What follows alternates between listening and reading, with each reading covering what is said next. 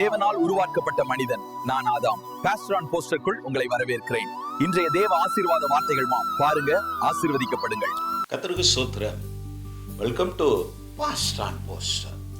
இந்த நாளுக்கான தேவனுடைய ஆசீர்வாத வார்த்தை ரோமர் எழுதின புத்தகம் 5ஆம் அதிகாரத்தின் 5ஆம் வசனத்தை நான் உங்களுக்காய் வாசிக்கிறேன். மேலும் நமக்கு அருளப்பட்ட பரிசுத்தாவினாலே தேவ அன்பு நம்முடைய இருதயங்களை ஊற்றப்பட்டு இருக்கிறபடியால் அந்த நம்பிக்கை நம்மை வெட்கப்படுத்தாது. கிறிஸ்துவில் பிரியமான தேவ ஜனமே, இந்த கால ஓலை கர்த்தருடைய ஆசீர்வாத வார்த்தை உங்களுக்கு கொண்டு வருவதிலே நான் மிகவும் சந்தோஷப்படுகிறேன். கர்த்தருக்குள் சுகமாயிருப்பீர்கள் என்று விசுவாசிக்கிறேன். தொடர்ந்து உங்களுக்காக, உங்களுடைய ஆசீர்வாதத்துக்காக, உங்களுடைய வாழ்வின் உயர்வுக்காக நாங்கள் தொடர்ந்து ஜெபிக்கிறோம். நீங்களும் எங்களுக்காக, நம்முடைய பெத்தேல் பைபிள் சென்டருக்காக நீங்கள் பாராட்டுகிற அன்புக்கு ஆதரவுக்கும் மிக்க நன்றி. கர்த்தர் தொடர்ந்து உங்களோடு கூட இருந்து உங்களை நடத்துவார். இதனால் நாம் ஆசிக்க கேட்ட கர்த்தருடைய ஆசீர்வாத வார்த்தை, தேவனுடைய ஆவியானவருடைய அன்பு நம்மில் ஊற்றப்பட்டு இருக்கிறபடினால இந்த நம்பிக்கை உங்களை வெட்கப்படுத்தாது. இந்த கால ஓலை நாம் கொண்டிருக்கிற இந்த நம்பிக்கை, அவர்கள் சிலுவையிலே அடித்த, அவர்கள் புறக்கணித்ததுனால பரபாசை தங்களுக்கு சொந்தமாக்கி கொண்டு தங்களுக்கு சொந்தமானவரையோ அவர்கள் புறக்கணித்தார்கள். அவர்கள் வேண்டாம் என்று உதறி தள்ளின அந்த இரட்சிப்பு, அந்த சிலுவையின் பாடுகளை அவர் சகித்து இந்த இரட்சிப்பையும் இந்த நம்பிக்கையும் உங்களிடம் வரை அவர் கொண்டு வந்திருக்கிறார். ஆதலால் இந்த நம்பிக்கை உங்களை வெட்கப்படுத்தாது.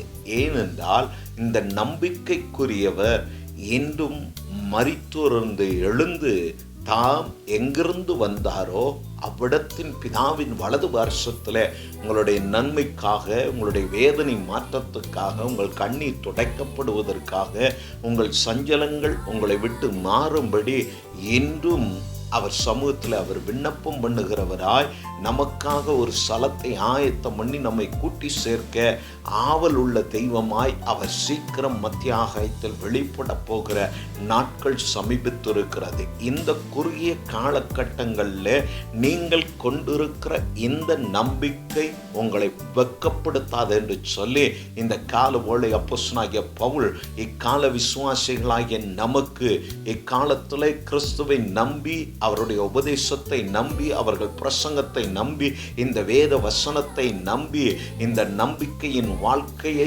தொடருகிற உங்களை பார்த்து இந்த கால ஓலை கர்த்தர் சொல்லுகிறார், உன் நம்பிக்கை உன்னை வெட்கப்படுத்தாது என்று சொல்லி. நம்முடைய மூத்த அப்போஸ்தலனாகிய பேதுரு ஒரு வார்த்தை நிருபத்தில் அவர் எழுதுகிறார். அதையும் கூட நான் உங்களுக்காய் வாசிக்க விரும்புகிறேன். 1 பேதுரு 1:21 உங்கள் விசுவாசமும் நம்பிக்கையும் தேவன் மேல் இருக்கும்படி அவரை மரித்தொழுந்து எழுப்பி அவருக்கு மகிமையை கொடுத்தார். உங்களுக்கும் எனக்கும் இந்த கிறிஸ்தவ வாழ்க்கையில் நம்பிக்கையோடு அவருடைய உயிர்த்தெழுதல், கிறிஸ்தவம் என்றாலே கிறிஸ்தவனுடைய உயிர்த்தெழுதல் தான் பிரதானமானதாகும். அதை நம்புகிற நம்முடைய நம்பிக்கை வீண் போகாதபடி, நம்முடைய நம்பிக்கை பொய்த்து போகாதபடி இருக்க பிதாவாம் தெய்வம் தம்முடைய குமாரனை மரித்தொழுந்து எழுப்பினார்.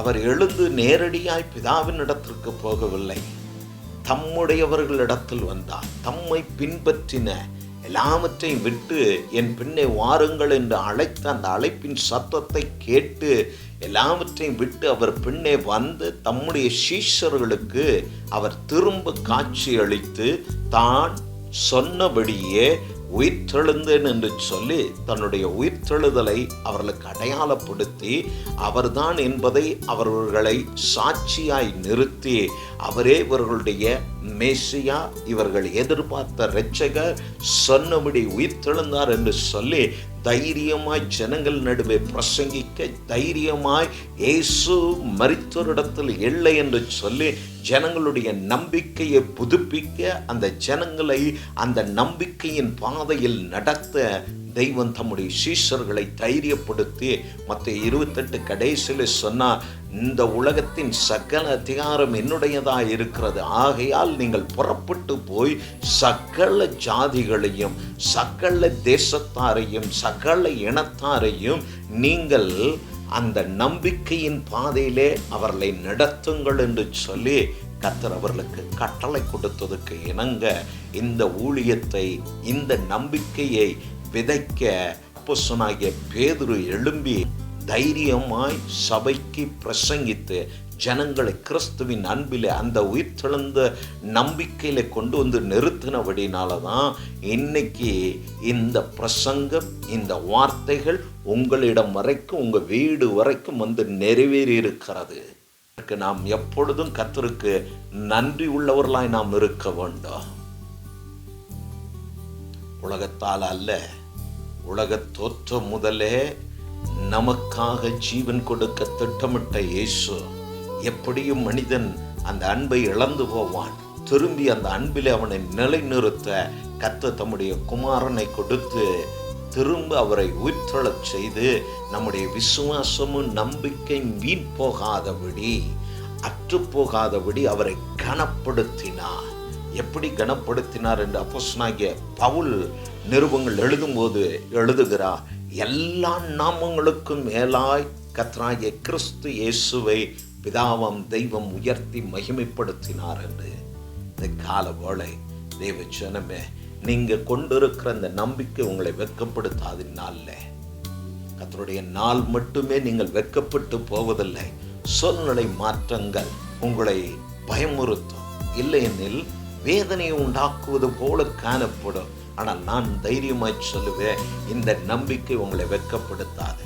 வெட்கப்பட்டு போவது போல் காணப்படும், ஆனால் நீங்கள் அவரை, அவருடைய உயிர்த்தெழுதலை நம்பி இருக்கிறபடினால நீங்கள் வெட்கப்பட்டு போவதில்லை. கிறிஸ்துவில் பிரியமான தேவ ஜனமே, இந்த பெங்களூர் ஊழியத்தில் கொரோனா நாட்களில் எங்கள் சபையில் நடந்த ஒரு சம்பவம்.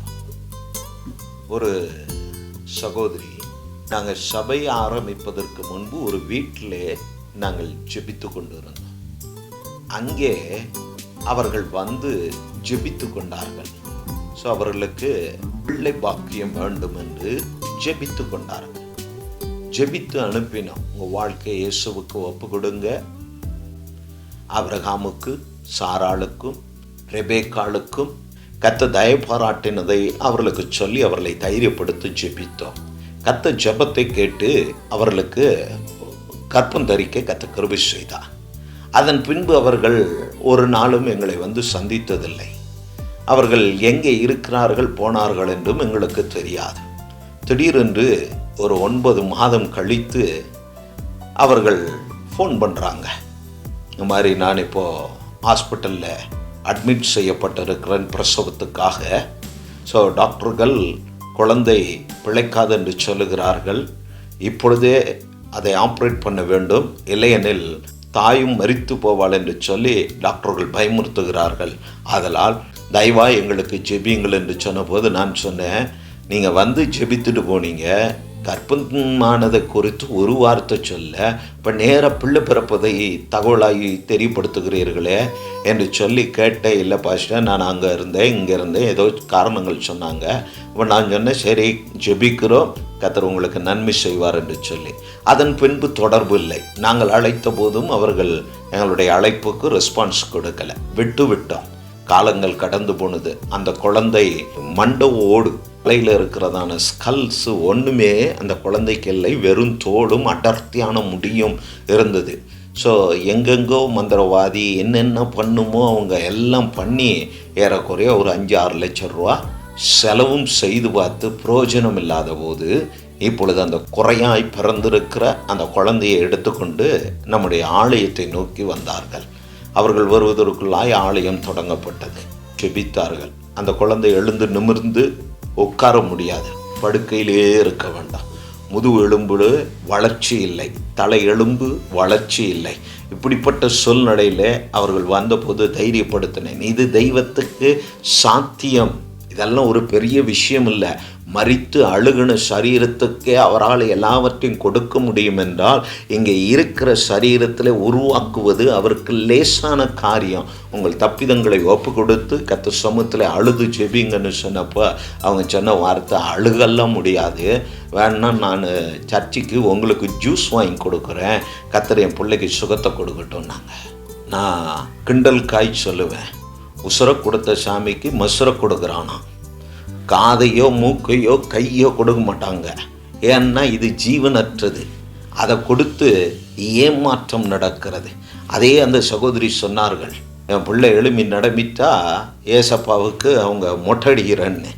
எந்த கோயிலில் நம்ம மொட்டடிப்பை, யார் உனக்கு இதெல்லாம் சொல்லி கொடுத்தா என்று சொல்லி அவர்களை சத்தம் போட்டேன். கன்னட ஜனம் தொடர்ந்து வந்து ஜெபி, நீ கண்ணீர் வடித்தால் மாத்திரம் தெய்வம் இறங்குவார் என்று சொல்லி கண்டிப்பாய் சொல்லி அவர்களை உற்சாகப்படுத்தினேன். தொடர்ந்து ஆலயத்துக்கு வந்தார்கள். ஒரு 3 மாதம் கழித்து அந்த குழந்தை உட்கார ஆரம்பித்தது, நகர ஆரம்பித்தான், ஆண் பிள்ளை. ஸோ இந்த கொரோனா காலத்தில் கர்த்தர் நன்மை செய்தார். ஸோ அவரை சுற்றி இருக்கிறவர்கள், அவங்க ஒரு மந்திரவாதி வீட்டில் குடியிருக்கிறாங்க. அங்கே போய் நாங்கள் ஜெபிக்கும் போது அவருக்கு டிஸ்டர்ப் ஆகுது. அந்த குழந்தையை அவர்கள் ரொம்ப எங்கேயோ கொண்டு போய் ஏதோ ஒரு ஊருக்கு ஏதோ சாமிக்கிட்ட வேண்டிக்கிட்டாங்களாம். ஜெபித்து குழந்தை உட்கார்ந்தது ஆலயத்தில். இவங்க எந்த சாமிக்கிட்டே வேணுனாங்க, சாமி குத்தம் ஆயிடக்கூடாதுன்னு அங்கே போய் அந்த குழந்தைக்கு மொட்டையை போட்டு வந்தாங்க. அது தோல் தான் இருக்கும் தலையில், இன்னும் வளர்ச்சியில் கை வச்சு அப்படியே புசு புசுன்னு அமுங்கும். ஸோ அப்படிப்பட்ட சூழ்நிலையில் அந்த குழந்தை ரொம்ப சீரியஸான கண்டிஷன் ஆனது. ஸோ உடனடியாக இங்கே வந்து சிக்மங்களூர் பக்கத்தில் இப்படி ஏதோ ஒரு சபையில் வீடு கட்டி தருகிறோம், கொரோனா சமயத்தில் உங்களுக்கு உதவி செய்கிறோம் என்று சொல்லி யாரோ ஊழியக்காரரை ஏமாற்றி மோசப்படுத்தினபடினால அது வாட்ஸ்அப்பில் வந்து இப்படி மோசப்படுத்துகிறவர்களை எல்லாம் அரெஸ்ட் பண்ண வேண்டும் என்று சொல்லி ஒரு வாட்ஸ்அப் வீடியோ ஒன்று உலா வந்தது. இதை பார்த்த அந்த சகோதரி உடனே என்னையும் சபையாரையும், அவங்க வீட்டு பக்கத்தில் விசுவாசி, அவர்களையும் பயமுறுத்த ஆரம்பித்தார்கள். அவர்கள் ஆலயத்திற்கு வரும்போது அவர்களை ரோட்டில் நிறுத்தி எல்லா ஜனத்துக்கும் முன்னாடி அவர்களை கேவலப்படுத்தி வெட்கப்படுத்தி அனுப்பினார்கள். சகோதரி ஆலயத்துக்கு வந்தாங்க. நான் வெளியில் நம்ம கார்டனில் இருக்கிற பிளான்ஸுக்கெல்லாம் தண்ணி ஊற்றி நின்றுட்டு இருந்தேன் சாயங்காலத்தில். அப்போது ஆலய நேரத்திற்கு அவர்கள் வந்தபோது, பாஸ்டர் இப்படியெல்லாம் அவர்கள் பேசுகிறார்கள், என்ன ஜெபித்தார், என்ன உங்கள் பாஸ்டர் பண்ணுகிறார், நான் விடமாட்டேன் அவரை, நான் போலீஸ்கிட்ட போவேன், அங்கே போவேன், இங்கே போவேன்னு சொல்லி அந்த சகோதரி இவ்வளவு பேசி அனுப்பியிருக்கிறார்கள் என்று சொல்லி கேட்டில் என்னிடத்தில் கண்ணீர் வடித்தார்கள். அப்போ நான் சொன்னேன், என்கிட்ட கண்ணீர் வடிப்பதை விட உள்ளே போய் ஆலயத்தில் முழங்கால் படிட்டு கர்த்தருக்கு முன்பு அதை கண்ணீராய் தெரியப்படுத்து, கர்த்தர் பார்த்து கொள்வார். உன் நம்பிக்கை வீண் போகாது, உன் நம்பிக்கை உன்னை வெட்கப்படுத்தாது. நீ கிறிஸ்துவின் மேல் உண்மையாய் நம்பிக்கை வைத்திருப்பாயானால் கர்த்தர் உன்னை நிச்சயம் கைவிட மாட்டார் என்று சொல்லி, யார் உன்னை வெட்கப்படுத்த நினைத்தார்களோ, யார் உன்னை அவமானப்படுத்த நினைத்தார்களோ அவர்களுக்கு அதை கர்த்தர் திருப்பிவிட போதுமானவர் என்று சொல்லி அவர்களை உற்சாகப்படுத்தினேன். போய் நெடு முழங்காலில் நின்று கண்ணீர் வடித்து, ஆண்டவரே நான் ஒன்றும் செய்யலை, இப்படியெல்லாம் பேசுகிறார்களே என்று சொல்லி, நான் விசுவாசத்தை விடாதபடி, நம்பிக்கை விடாதபடி எனக்கு பலன் தாரும் என்று சொல்லி ஜெபித்தார்கள். கர்த்தர் ஜெபத்தை கேட்டார். காலப்போக்கில் இந்த குழந்தை மரித்து போனது. என்னை ஃபோனில் அழைத்து மிரட்டினாங்க. அப்போ நான் சொன்ன ஒரே வார்த்தை, நீ வெட்கப்படுவ, நான் ஒரு நாளும் வெட்கப்பட மாட்டேன். ஏன்னா நான் மரித்திருந்து எழுந்த கிறிஸ்துவை நம்பி இருக்கிறேன். நான் ஜெபித்தேன், உன்னிடத்தில் பணம் பெற்றுக்கொண்டு நான் ஜெபிக்கவில்லை. நான் தேவனிடத்தில் பெற்ற ஊழியத்திற்காக என் வேலையை நான் செய்தேன். நீங்கள் எங்கே போய் யாருக்கு முடிய கொடுத்தீங்க? உசுரை கொடுத்த சாமிக்கு மசுரை கொடுத்த, இப்போ மசுரை வாங்கின சாமி உசுரை வாங்குச்சு அப்படின்னு கடைசியா என்னென்னமோ பேசுனாங்க. நான் வந்து பார்த்துக்கிறேன், ஆச்சா ஓச்சான்னு பயங்கரமாக கத்துனாங்க. இப்போ நான் சொன்ன ஒரே வார்த்தை, யாரோடும் விளையாடலாம், தெய்வ மனிதனோடு விளையாட வேண்டாம், அது உங்களுக்கு பெரிய பிரச்சனையாய் மாறும் என்று சொன்னேன். அவருடைய தந்தை என்னுடைய லைனுக்கு திருப்பி செகண்ட் நம்பரில் வந்தா. அப்போ நான் அட்டன் பண்ணேன். இவர்களை ஹோல்ட் பண்ணி அந்த காலை அட்டன் பண்ண போது அவங்க தகப்பனார் என்னிடத்துல மன்னிப்பு கேட்கிறார். என் மகள் புத்தீனமாய் பேசுகிறார், அவள் பேசுகிற வார்த்தை நீங்கள் செவி கொடுக்க வேண்டாம். அவங்க காலை அட்டன் பண்ணாதீங்க.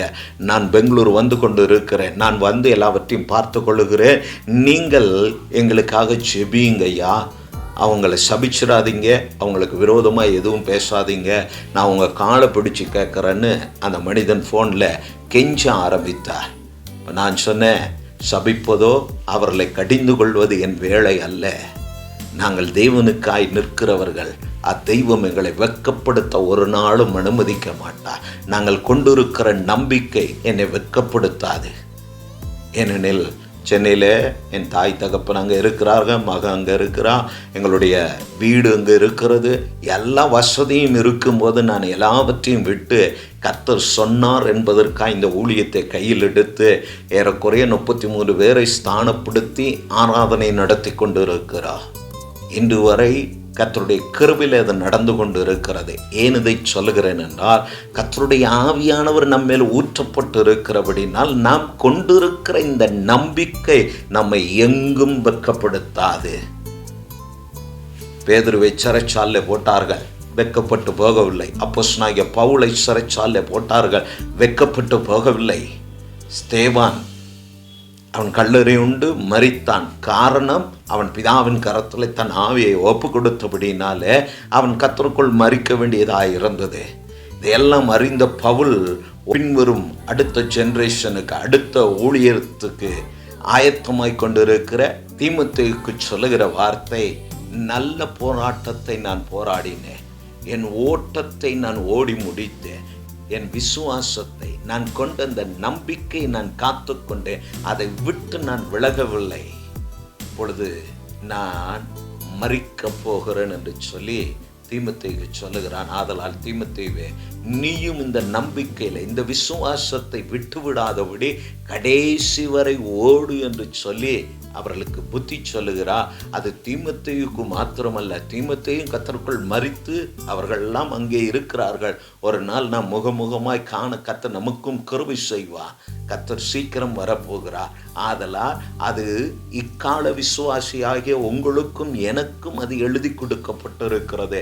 இந்த நம்பிக்கையை நாம் விட்டு விடாமல் இந்த நம்பிக்கையை நாம் தொடருவோமானால் நிச்சயம் இந்த நம்பிக்கை நம்மை வெட்கப்படுத்தவே வெட்கப்படுத்தாது. ஆதலால் இந்த கால ஓலை உங்களை வெட்கப்படுத்தாத அந்த நம்பிக்கையை நீங்கள் பிடித்து கொள்ளுங்க. சாலமோன் ஞானி நீதிமொழியை எழுதும்போது எழுதுகிறார், உன் சுய புத்தியின் மேல் சாயாமல் உன் இருதயத்தில் கர்த்தரை நம்பிக்கொண்டு இரு, அந்த நம்பிக்கை உன்னை வெட்கப்படுத்தாது.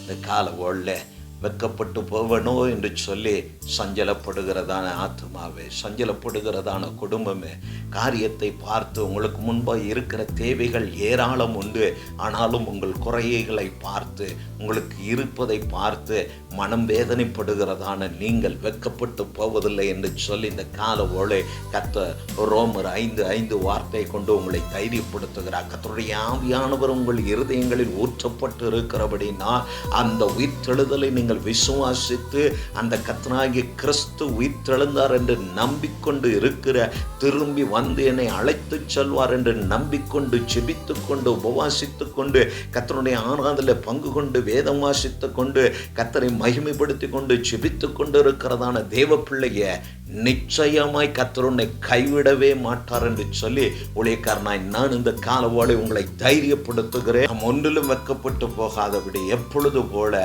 நம்மை இனியும் அவர் வெட்கப்படுத்த விடவே மாட்டார். ஆதலால் நாம் கண்களை மூடி நம்மை வெட்கப்படுத்தாத அந்த தெய்வத்துக்கு முன்பு இந்த நாளை ஒப்பு கொடுத்து நாம் ஜெபிப்போம். நல்ல பிதாவே, இந்த வேளைக்காய் ஸ்தோத்திரம். ஆசீர்வதிக்கப்பட்ட இந்த கால ஓலை ஆண்டவரே, என்னோடு ஜெபிக்கிற நம்முடைய பிள்ளைகளுக்காய் ஸ்தோத்திரம். தொடர்ந்து ஆண்டவரே இந்த ஆசீர்வாத வார்த்தைகளை கேட்கிற பார்க்கிற நம்முடைய பிள்ளைகள் பெரியோர் சிறியோர் ஆனாலும் ஒவ்வொருவருக்காய், எந்த தேசத்திலிருந்தும் எந்த பட்டணத்திலிருந்து எந்த கிராமத்திலிருந்தும் இதை வாட்ச் பண்ணி இப்பொழுது என்னோடு ஜெபிக்கிற பிள்ளைகள் யாரானாலும் நசனாகிய இயேசு கிறிஸ்து உயிர்த்தெழுந்தார் என்று சொல்லி நம்பிக்கையாய் இருக்கிற, நம்பிக்கொண்டு இருக்கிற இவருடைய நம்பிக்கை ஆண்டவரே இவர்களை தளர்ந்து போகாதபடி, அந்த நம்பிக்கை விட்டு விலகாதபடி நிலைத்து வைத்திருக்க இவருடைய வாழ்க்கையில கர்த்தர் அற்புதத்தை செய்து ஒரு இடத்திலும் இவர்கள் வெட்கப்பட்டு போகாமல் இவர்கள் தலை நிமிர்த்தப்பட்டு தைரியமாய் கர்த்தருடைய நாமத்தினால விடுதலை பெற்று ஆசீர்வாதத்தை பெற்று சுகவாழ்வு வாழ கர்த்தர் கிருபை நல்கும்படியா நான் ஜெபிக்கிறேன். அப்போஸ்தலனாகிய பேதுரு, அப்போஸ்தலனாகிய பவுல், ஆண்டவரே ஆதி பிதாக்கள், என்னுடைய தாத்தா தகப்பன், இன்னும் அறிந்த ஊழியர்களை எல்லாம் வெட்கப்படுத்தாமல் எத்தனையோ போராட்டங்கள், எத்தனையோ கஷ்டங்கள், எத்தனையோ உபத்திரவங்கள், எத்தனையோ வியாகுலங்கள், எத்தனையோ இழப்புகள், நஷ்டங்கள் வந்தோ கிறிஸ்துவின் மேல் அவர்கள் கொண்ட அந்த நம்பிக்கை இன்னும் அவர்களில் இருப்பதற்காய், அந்த நம்பிக்கை அவர்களை வெட்கப்படுத்தாமல் இருப்பதற்காய் ஸ்தோத்திரம். அப்படிப்பட்ட சாட்சிகளை பற்றி கொண்டு உடைய பிள்ளைகள் இந்த நாளில் போகிற காரியங்கள் எல்லாம் ஜெயங்கொண்டு, இந்த நம்பிக்கை என்னை வெட்கப்படுத்தவில்லை, கர்த்தர் என்னோடு கூட இருந்து தீமையானதை நன்மையாய் மாற்றினார், எனக்கு வந்த சஞ்சலத்தை ஆனந்த களிப்பாய் மாற்றினார் என்று சொல்லி சாட்சி பகர கர்த்தர் நடத்தும். துயரங்கள் யாவும் மாறி போகட்டும், கண்ணீர் யாவும் துடைக்கப்படட்டும். கர்த்தர் கிருபை செய்யும். கர்த்தருடைய கிருபை ஒவ்வொரு மேலும் பெருகட்டும். ஜெபத்தை கேட்டமைக்காய் ஸ்தோத்திரம். எல்லா கனமும் துதியும் எங்கள் மீட்பர் இரட்சகருமாகிய இயேசு கிறிஸ்துவின் நாமத்தினால் ஏறெடுக்கிறோம் எங்கள் பிதாவே. ஆமென், ஆமென். மீண்டும் உங்களுக்கு தேவனுடைய ஆசீர்வாத வார்த்தையை கொண்டு வருகிறவரை கர்த்தர் உங்களோடு இருப்பாராக. கர்த்தர் உங்களை ஆசீர்வதிப்பாராக. நான் தீர்க்கதரிசி ஏலியா. பாஸ்டர் ஆன் போஸ்டர் சேனலை பார்வையிட்டதுக்கு நன்றி. லைக் பண்ணுங்க, ஷேர் பண்ணுங்க, சப்ஸ்கிரைப் பண்ண மறக்காதீங்க.